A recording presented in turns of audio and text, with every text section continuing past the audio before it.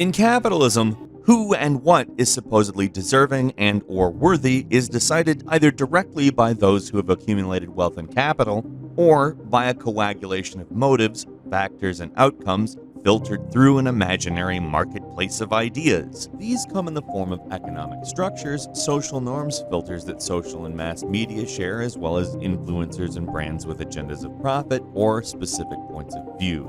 In 1958, sociologist and labor politician Michael Young wrote a satire called The Rise of the Meritocracy. Meritocracy is a word he came up with to describe England's selective education system, in which children were given a test. Based on the results of that test, those with perceived better academic ability were put on a track to receive better and more extensive education. It also meant that if parents had the money to spend on tutors, learning materials, or just time to spend with their children, those students would have a better chance at better placement.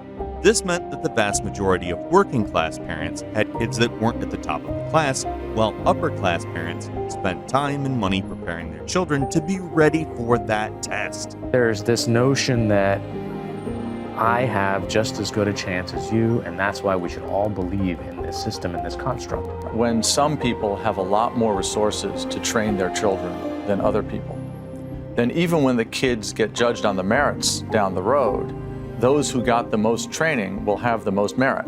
And that's not because they're naturally smarter or more virtuous or harder working.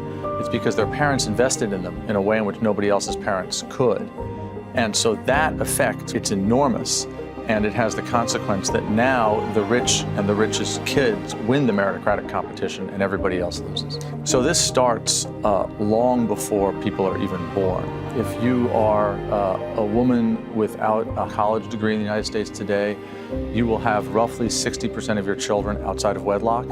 If you're a woman with a graduate degree, you'll have only 5% of your children outside of wedlock. So right from the get-go, kids of rich, educated parents have both parents in the household, and other kids usually don't.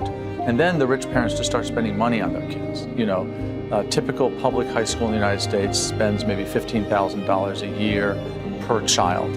A really poor high school might spend $8,000 or $10,000, but the top 20 private schools spend on average $75,000. And all that money buys results. It buys training, it buys teacher attention, it buys careful educational programs.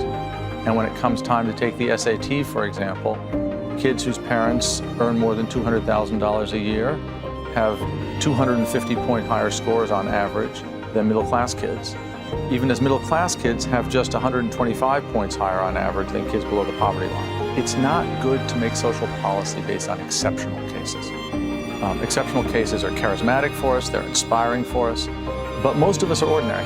And so if you want to have a fair society and a well-functioning society, it has to be a society in which ordinary people in ordinary circumstances can do well. In the Ivy League and the Ivy Plus colleges today, there are more students whose parents are in the top 1% of the income distribution than the entire bottom half. And their kids get ahead, not because they cheat, but because they're taught.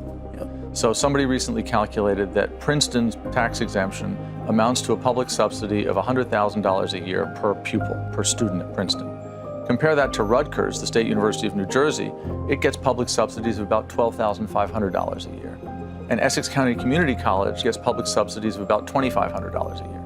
So the really rich kids at Princeton get a bigger public subsidy, 40 times bigger, than the middle and working class kids at the local community college. And so you get the inequality in education driving a transformation of work that makes work unequal. And then you get the people who do well at work sending their kids to the fancy schools and the system snowballs.